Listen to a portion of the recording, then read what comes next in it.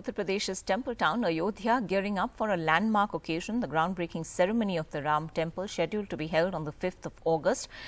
Well, celebrations will now light up homes and temples on the nights of the 4th and 5th of August. UP Chief Minister Yogi Adityanath visited Ayodhya on Saturday to review preparations. Prime Minister Modi will be leading the Bhumi Pujan. Here's a look at how the temple town is preparing for its date with history. Sitaram धुन प्यारी मस्तानी लागे मोहे मीठो मीठो सरयू जी को पानी लागे. A historic UP town preparing for a grand show in less than 10 days. The groundbreaking ceremony or Bhumi Pujan for a grand Ram temple in Ayodhya to be led by Prime Minister Narendra Modi.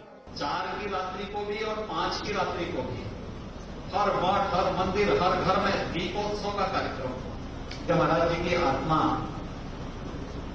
को असीम शांति प्राप्त हो रही है कि जीवन का जो निश्चय था वो पूरा हुआ है. अंतरिक्ष पुण्य संतों की एक लंबी परंपरा है जिन्होंने अपना पूरा जीवन केवल और केवल राम जन्मभूमि के लिए. A new, more grand design is in place for the temple. Its chief architect, C.B. Sompura, is the son of award-winning architect of Gujarat's Somnath Temple, P.O. Sompura. The total area of the temple will increase by 10,000 square feet. The temple will now have 3 floors from the earlier planned 2. The height of the temple will now be 161 feet, up 20 feet. And 2 new mandaps or pavilions are being added. 77 एकड़ जमीन है. 70 ठीक है. अभी 30 एकड़ जमीन और अधिग्रहण करना है. कम से कम 100 एकड़ जमीन तो वहाँ पहले स्थापित करना है. उसके बाद में वहाँ ऐसा दृश्य बनाया जाएगा कि लोग आकर के दर्शन करें. और जैसे बगीचा बिना गार्डन बनाया जाएगा और फूल पत्ती विविध प्रकार के वहाँ फूल दिखाई दें. तो ये बहुत कुछ बनाना है उसमें इसीलिए समय लगेगा.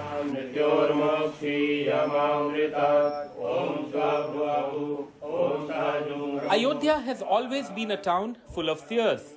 Many sadhus have been performing rituals to pray for the construction of the Ram temple for as long as they can remember.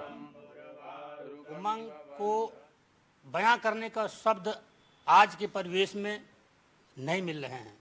अब तैयारी ऐतिहासिक भूमि पूजन की है कि आने वाली हमारी 7 पुश्तें तक याद रखें कि हाँ, हमारे पूर्वजों ने इस प्रकार भूमि पूजन का आयोजन किया था. उसी कड़ी में हम लोग दिन रात लगे हुए हैं. As much as Ayodhya's temples, this 64-year-old Babu Darzi or tailor shop is also a town landmark.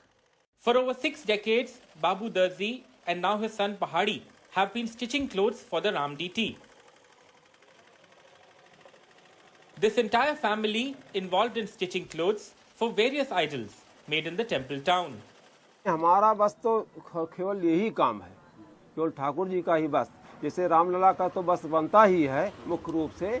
और भी मंदिर हैं, जैसे जानकी घाट है, राम बल्बा कुंज. अयोध्या के बहुत प्रतिष्ठित मंदिर हैं जो यहाँ उनकी सेवा होती है बराबर. साल में एक ही वस्त्र बनता था. मतलब पहले 7 वस्त्र का कोई विधान नहीं था. ये तो जब ढांचा टूटा उसके बाद जब सरकारें कुछ गठित हुई, सबके में भाव जगा, तब जो है 7 वस्त्र 7 दिन के बनने लगे. For almost 3 decades now, this VHP-run workshop in Ayodhya has been home to stones being carved for the Ram temple. Stones the temple designers have confirmed will be used in the construction. These stones started coming into Ayodhya from September 1990, and for 3 decades they have weathered politics, nature and all kind of obstacles. Now with the temple construction about to start, these stones are being cleaned at a fast pace. पानी से washing हो रही है. काफ़ी algae है इसके अंदर, काफ़ी पानी से निकल जाता है. थोड़ा बहुत जो रह जाता है वो थोड़े केमिकल्स लगाते हैं. हमारी कंपनी है क्लीन एंड क्योर, 100% स्वदेशी है. तो उसी को हम यूज़ कर रहे हैं, और ऐसे केमिकल्स जो पत्थर को नुकसान नहीं पहुंचाएंगे किसी भी तरह से। राम जी पहले को की सुविधा लिए थे। Another major attraction within the Ram Temple complex will be a Ram Katha Kunj, where 100 stories about Lord Ram will be told through these idols. Thousands of idols have already been made in preparation for the last 7 years. Ram जब वनवास लेंगे तब पहले कोइकी से लिए थे, कोइकी के द्वारा ही वनवास गए थे। जो दशरथ जी बहुत दुखी थे, जो उनकी सीन उसी तरह बनाना पड़ा हमको। For years, decades in fact, Hindus and Muslims have lived in harmony in Ayodhya. The livelihood of many Muslims is dependent on Ayodhya's numerous temples, from growing flowers for temple offerings to making special footwear for the town's numerous sadhus. Many shops en routes to major temples used to belong to Muslims. But in 1992, most were burnt during violence before and during the demolition of the Babri Masjid. The town's residents say it was not locals, but outsiders, Kar Sevaks, who led the violence. In Ayodhya's Qaziana Mohalla, Sayyid Asif's house was burnt. His relative died in the fire. But Asif says those who helped douse the fire were Hindus too. सन 1992 की जो घटना हुई तारीखी, उसको तो भूलना नामुमकिन चीज़ है, और क्योंकि वो तो हर वक्त हमेशा जहन में ताज़ा रहती है। अब जब तक सवाल यहाँ है कि अब क्या होगा, तो अब तो सुप्रीम कोर्ट ने फैसला दे ही दिया है। अब वो भव्य मंदिर बनाएं या जो भी बनाए, किसी को कोई एतराज़ नहीं है।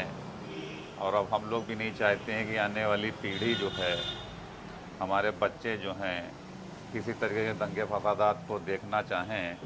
अब तो हम यही चाहेंगे कि यहाँ पे तरक्की हो और खुशहाली हो।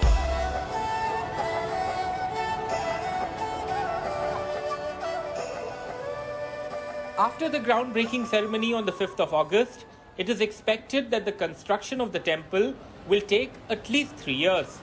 3-day-long Vedic rituals will be held ahead of the ceremony, which will revolve around the installation of a 40-kilo silver brick as the foundation stone by Prime Minister Narendra Modi. With Kamal Khan, Rajesh Gupta and Pramod Srivastav, this is Alok Pandey, NDTV.